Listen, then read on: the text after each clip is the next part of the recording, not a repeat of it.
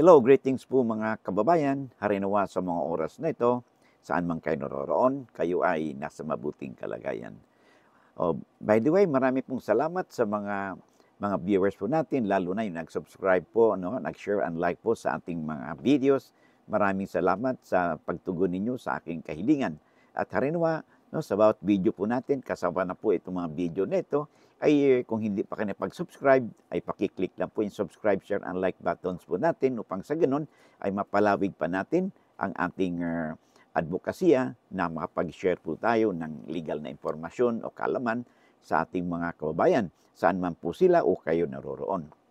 Kasi maaari sa mga oras na ito, iba-iba po ang ating mga time zone, so it could be good morning, good afternoon, or good evening, no, dyan sa inyo. But anyway, kung ano mga oras ninyo mapupunod dito, harinawa kayo ay nasa mabuting kalagayan. Okay? O sa mga alam ba po ninyo na ay sa ating mga nanonood po, no? Karamihan po ay hindi pa po subscribers. Kaya kung hangga't maaari po, ay kung hindi pa subscribers, siguro po wala naman pong mawawala kung kayo po ay i-click po ninyo ang subscribe, shares, and like buttons po natin, at ganoon na rin po ang ating yung notification bell, no, para pag may updates po tayo ay antimano ma-inform po kayo. Okay? Maraming salamat. All right. So ang ating pag-usapan po ngayon, no, ito may sulat po sa atin, itago natin siya, ang kanyang username po ay si Cafe Coffee Shop 6461. Sabi kasi dito, Attorney, what if nauna po yung tax declaration ng ibang tao? Okay? Di pa po nakapag-apply kami sa DNR, okay, for pre-patent. Qualify po ba kami? Kahit kami naman po ay matagal nang nakatira sa lupa. So ito po yung sulat sa atin, no? So ito po base sa kwento nating nasagap sa kanya ay matagal na sila nakatira doon sa lupa. Okay? Now, hindi naman sinasabi kung gaano nakatagal. Okay? Ngayon, napag-alaman nila na yung lupang yun ay may nakapag-apply na ng tax declaration certificate. Okay? Ngayon, ang tanong niya ngayon, pwede ba sila mag-apply ng pre-patent kahit na may nauna nag-apply nakakuha na ng tax declaration certificate dun sa lupa. Okay? So, tinatanong niya ngayon, pwede ba silang mag-apply at qualified ba sila? Kasi sabi, ay matagal na sila nakatira sa lupa. Okay. Now, tulad ng sinasabi natin, no, okay, na pag ang isang tao, katulad ninyo, okay, kayo ay nakatira sa isang lupa. At iunahin natin, tandaan natin, no, pag ang lupa ay classified as A and D, ibig sabihin yan, alienable and disposable land of public domain. At hindi pa naman ito napatituluhan, okay? At kayo ay matagal na nakatira dyan, okay? Now, ano bang sinabi natin matagal? Pinaka-the best na, kung nakapag 30 years kayo, mas mabuti, no? Kung kayo naman ay at least naka-10 taon na, okay?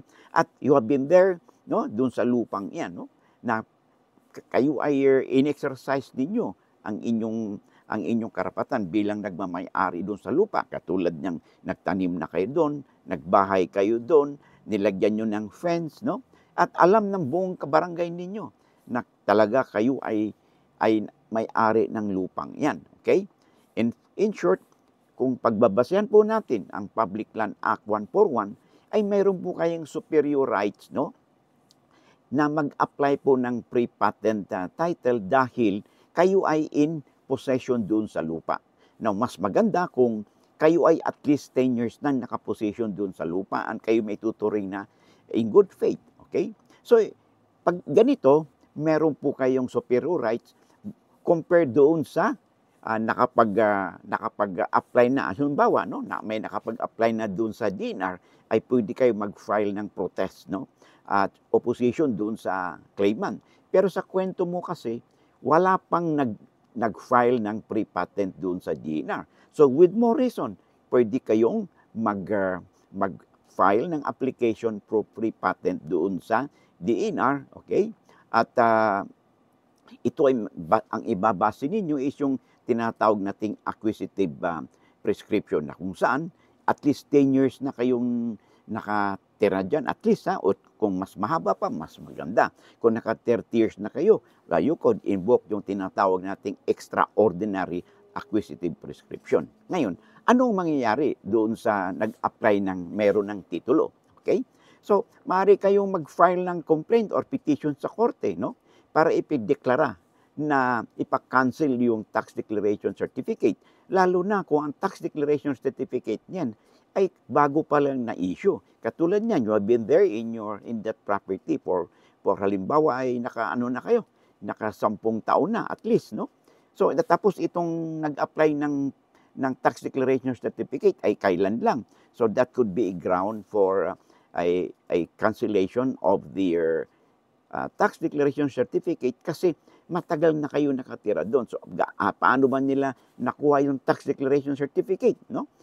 Dapat kasi hindi basta-basta makuha nila yon, lalo na kung kayo naman ay in possession dun sa lupa, nandiyan kayo. So that could be a ground for a petition for the cancellation of the tax declaration certificate. At ganoon pa rin, kakibat dito ay pwede kayo mag-apply ng pre-patent certificate, no? Pre-patent title doon sa DENR. Particularly, it could be sa Senro or sa Pendro, kung depende kung saan kayo naroroon. Okay? So, mas mabuti kung makipag-ugnayan kayo sa inyong lawyer, no? For further assistance. Okay? So, harinawa, nabigyan po natin ng kakulang impormasyon si Copy Shop 6461. Oh, by the way, bago tayo magpatuloy, pwede po pang makahiram po inyong oras, no? Pinupost lang po natin yung ating libro, no? Kung meron po kayong if you're interested, paki-screenshot po yung screen ninyo so that kung interesado kayo, you can order online, no? You can visit their website, no? Nandiyan naman po, no? And then I highly recommend na magkaroon kayo ng at least man lang, no? Sa 2 libro na ito, katulad nitong legal handbook, no? Because if you are not a lawyer, no? Kahit na hindi kayo lawyer, pwede po ninyo magamit itong mga librong ito, particularly itong legal handbook, no? A daily companion for all, okay? At saka ito rin pong tinatawag nating handbook on the Bill of Rights, no? So particularly may kinalaman po ito yung Bill of Rights nito sa karapatan po natin, lalo na pag ang estado po, no, nag-exercise sila na tinatawag nating the power of inherent domain, yung kung saan pwede pong ma-expropriate yung ating property, no, for public use and purpose, o kaya nag-exercise po yan ng inherent power ng taxation at saka yung tinatawag po nating police power. Alam po ninyo, pag ang estado po nag-exercise ng 3 inherent powers nating nabanggit, one way or another po, may maapektuhan po ang ating karapatan.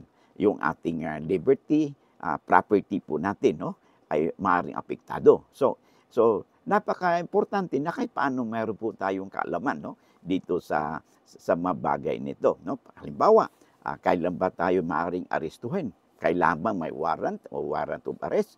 Pwede ba tayo maaresto nang walang warrant of arrest, no? Pwede bang makalughog yung ating properties nang walang search warrant? O pwede ba itong ma-seize? Okay? So, yan po ay isa lamang sa mga katanungan at nasagot po nating libro yan. So, kung meron po kayong kopya nito sa inyong opisina, sa inyong bahay, ay malaking bagay po, no? At least meron po kayong reference, no? At saka, ngayon po, di ba, ginagamit na po natin, ang ating computer, laptop po natin, mga mobile phones po natin, no? Pag ang ating pong mga electronic gadgets po na yan ay nagamit po sa krimen, abay, maaaring subject po yan sa cyber warrant, no?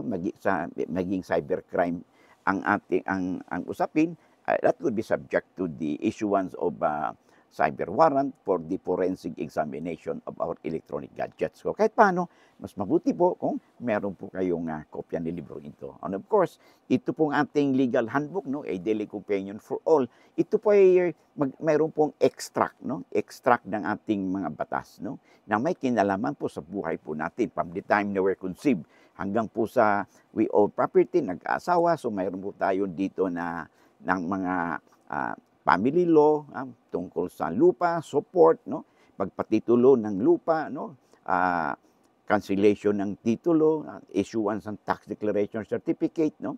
Support, recognition, settlement of estate, mana, no? So, nandito po, no, ang mga extract na batas na ito. And kung meron po kayong kopya nito, of course, sa inyong bahay o sa inyong opisina, mas maganda po, no, for your ready reference. Okay? And then, of course, itong labor laws po natin, no, ito po ay para sa ating mga human resource practitioners, no? If you have a copy of this book, nandito po yung caudal nating labor code, and of course, yung mga corresponding social legislation that could affect our employees, no, our employer. Nandiyan din po, and of course, yung pong mga grounds for disciplinary actions based on authorized and just causes, no.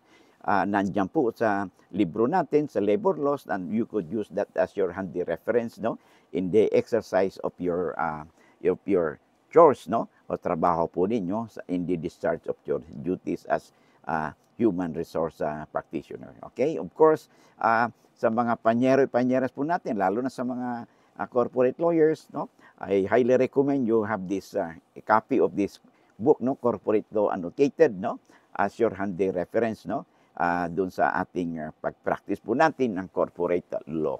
Okay? And of course, last but not least but not the last, sabihin natin, ay ito po ating CIPRA or the Code of Professional Responsibility and Accountability for Lawyers. So, panyero-panyeras, no, kung wala pa kayong copy ng mga librong ito, I highly recommend you get your copy from the Central Books. Okay? You can order online, and they have branches in Metro Manila, Makati, Mandaluyong, Quezon City. Okay? At saka meron din silang branches sa Cebu and in Davao. Okay? And you can order online, free delivery po, no, nationwide. Okay? Maraming salamat. Okay? So back to our discussion. So yan po ang ating tatandaan, ha. Lagi, di ba, sa mga previous po mga videos po natin, marami na tayong sinasabi, okay? Na pag tayo ay nakatira doon sa lupa, okay? Na katulad niyan, basta siguruhin lang ninyo na walang titulo, hindi pa titulado yan. Kasi pag titulado po yan, ay malamang po na hindi po kayo mabibigyan po ng titulo niyan kasi title na po yan. Tandaan po natin, the title po is what we call a indivisible proof of ownership. Ngayon, may nabanggit kayo na meron tax declaration certificate. Di ba tulad ng sabi natin, a tax declaration certificate is not a proof of absolute ownership. A tax declaration certificate is only prima facie proof of ownership. Bakit prima facie? Abay, kumbaga sa ano pa lang po yan, kung first step pa lang po yan, okay? That could be subjected to claims. O, katulad dito, no? Katulad, may tax declaration certificate siya. Kahit na mayroon siyang tax declaration certificate at paulit-ulit nating sinasabihan, it does not mean na sila na yung may-ari nito, sila na yung absolute owner nito, no? Kasi sabi nga natin, prima facie pa lang po yan. Okay? Hindi po yan absolute. So, that means, pwede po yung i-kontra ninyo tulad ng sinasabi natin because kung kayo ay in possession dun sa lupa na yan for at least 10 years na or more, imposible naman, no? Kung walang irregularidad na isagawa, paano sila nabigyan ng tax declaration certificate? Okay? So, I hope nasagot po natin ang katanungan, no, ni Copy Shop 6461. Okay? Hanggang dito na lamang muna tayo and I hope to see you again in the next video po natin. God bless.